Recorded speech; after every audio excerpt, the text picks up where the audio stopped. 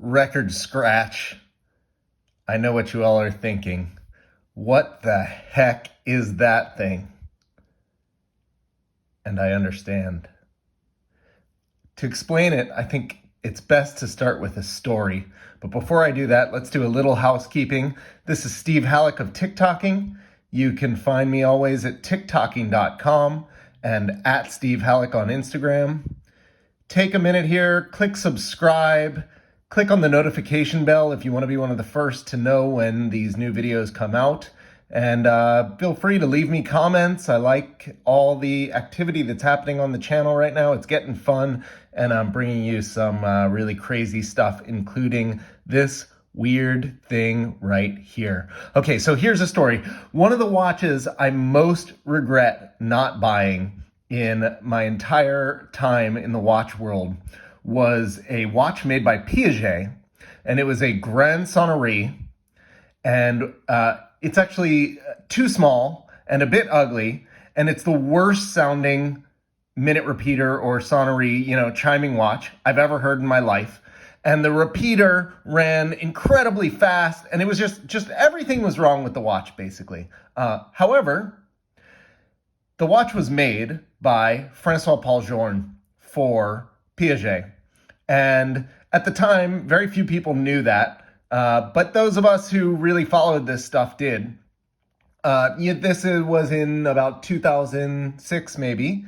And, Journe was somebody that we liked, but not the incredible success that it is now. And so I passed on the watch at what wasn't that much money, just because I didn't think the fact that it was made by F.P. Journe was enough to make it interesting to people. Of course, now that watch is probably worth 10 to 20 times what I was offered it for. And it actually got way cooler in the future because Journe made his own Grand Sonnerie for his company. And there were a lot of similarities between the watches. So you could sort of see the lineage of his own Grand Sonnerie in that original piece, which made it, I thought, much more interesting. But by that time, it was long gone. So that brings us to this. What are we looking at? Well, F.P. Journe is definitely one of the most important independent watchmakers of our generation. But there's somebody who's actually bigger than Journe.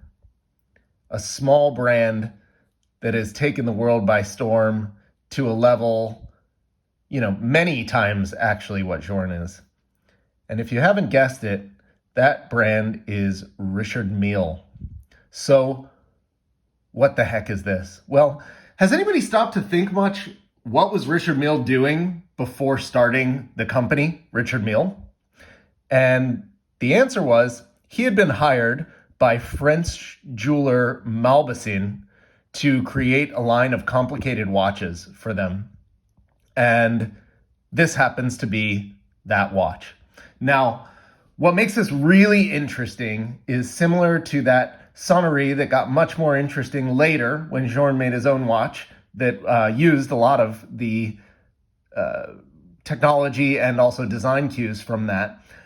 You will see a lot of Richard Mille lineage in this weird watch here. So let's go through all of that. First of all, what is it? It is a white gold cased, I think it's 36 or 35 millimeters. You can see the mid case has these sapphire windows all through it so that you can see the various parts of the movement. And it is a tourbillon.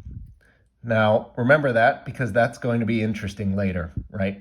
So here you can see this crazy yacht that's anchored to this semi-precious stone here. Now, one of the interesting things about this watch is that it was basically made pre-Google and forgotten about pre-Google, and it's very hard to get any information. So I don't really know what these stones are, but it's some sort of semi-precious stone, right? And then what's really cool is the base plate itself is also made of semi-precious stone.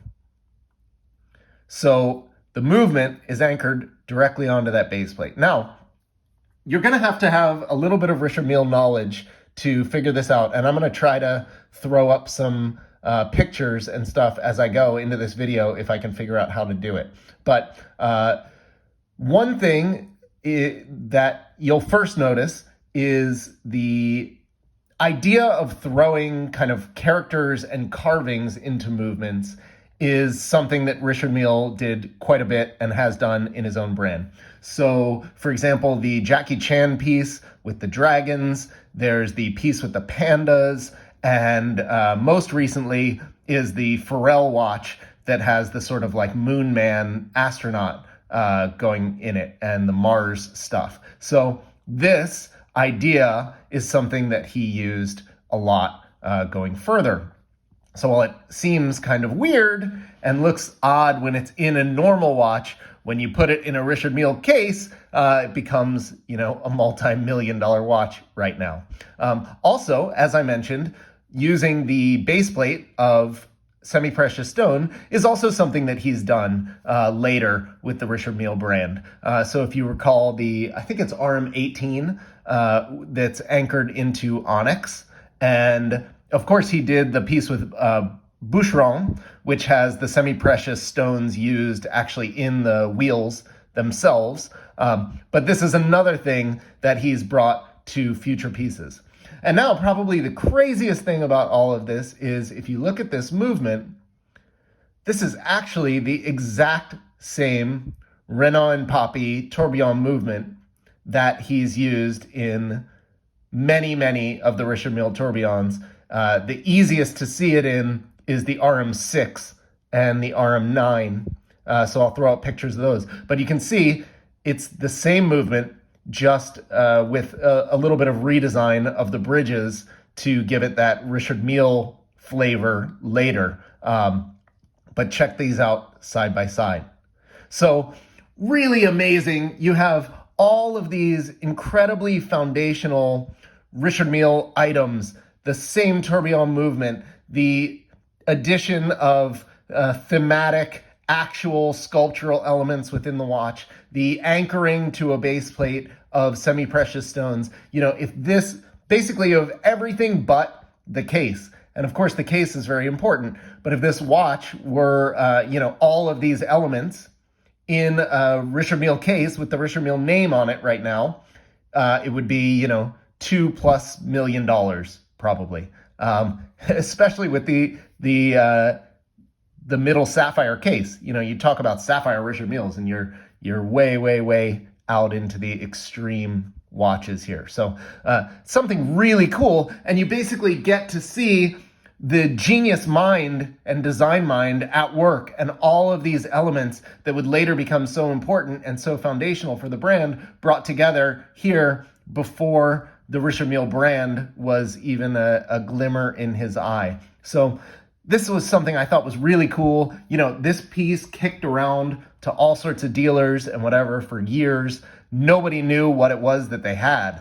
And I don't think anybody's really paid much attention to these until I saw it and was like, wait a minute. I heard that Richard Mille worked at Mauboussin before, and I'm seeing some stuff that looks really familiar to me. So I did my own deep dive on it, and this is what I've seen. So you basically have the granddaddy of all Richard Mille tourbillons, design, all sorts of stuff in this one little weird round watch. Let me show it to you on the wrist. I put it on this navy blue kind of sailcloth strap. I thought it went well with the nautical theme.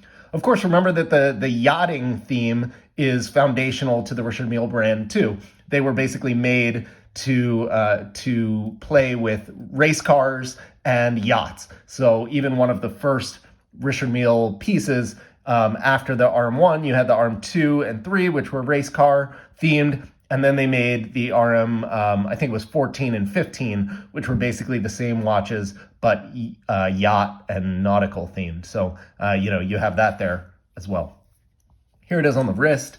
Again, it's a very, modestly sized watch, approximately 35 or 36, wears really well. And you can see those side windows let in a ton of light to the movement. And in fact, through this one at 6, you can see the tourbillon working, kind of like the Grubel 4C 24-second incline tourbillon, where you have the window right onto the tourbillon itself. And then through this one, if I can show you, you can basically see the side of that anchor and that ship.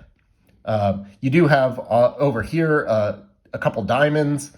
This has diamonds in it, the anchor there, just little stones. I'm sure it's not major carat weight, but it's, you know, adds to the design and gives it that underwater sunken treasure feel. So this is definitely something that you don't see every day. This is a Mauboussin tourbillon, but really it's Richard Mille, and it is showing a lot of the Richard Mille design elements that have become so iconic and so cool. So this is what I love doing on this channel, putting forth kind of the history of these brands, showing you pieces that I bet you've never heard of, never seen, never thought about. And so this is something really exciting for me. I'm happy to share it with you guys. Again, please subscribe. Please click the notification bell if you want to see these videos when they come out. And let me know what you think in the comments.